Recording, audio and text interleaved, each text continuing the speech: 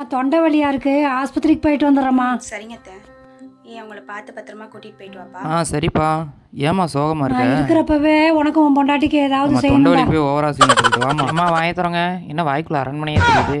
தம்பி வெளியில மெடிக்கல்ல விமலா சிஸ்டர் இருப்பாங்க. விமலா சிஸ்டரா டாக்டர்? போயிட்டு ஓகே மாத்திரை வாங்கிட்டு வாங்க. தம்பி கூட்டமா இருக்கும், உட்காந்து வாங்கிட்டு ஓகே வாங்க. டாக்டர். ஏமா தம்பி வர வரைக்கும் அங்கே வெயிட் சரிங்க பண்ணுங்க. டாக்டர். என்ன இன்னும் காணோம் அவனை? ஏமா அங்க அவன் வந்தானாமா?